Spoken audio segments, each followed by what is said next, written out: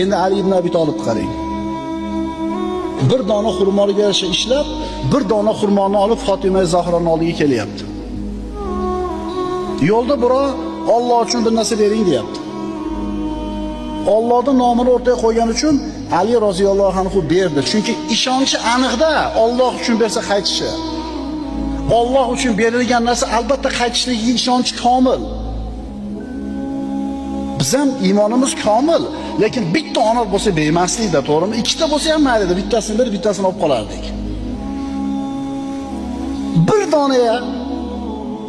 Yana qaytarib o'taman, yarim kilo bo'lganda mayli ikkitasini berish oson. Bir dona olib berdi. Uyga qaytib keldi, onorsiz. Nima bo'ldi keyin qissani davomida? Qani onor Fatimani? Onor yo'q, biroz so'radi, berdim deb turdi, eshik taqilyapti. Ali ibn Abi Talib eshikni ochsa, bir odam qo'lida xolta bilan turibdi. Qancha vaqt o'tdi deysizlar? Abdurrahmon ibn Avf bersa, ertalab kech payt berar ekan Alloh. Ali ibn Abi Talibni bitta onori qancha muddatda qaytib keldingizlar? Haligi eshik tagida turgan odam bu dedi, xoltani ko'rsatib. Allohdan payg'ambarga keldi, payg'ambardan sizga keldi dedi. Shunda ochib qarasa, onor, bir xolta. To'xtab turib, ochib sanadi. 9 ta. Qancha deyilgan? 10 ta deyilgan. Robbisini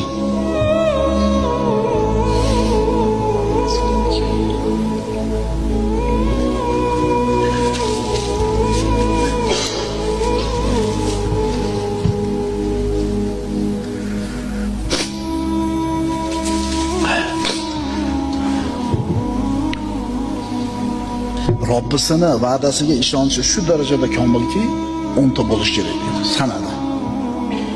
So'rayapti.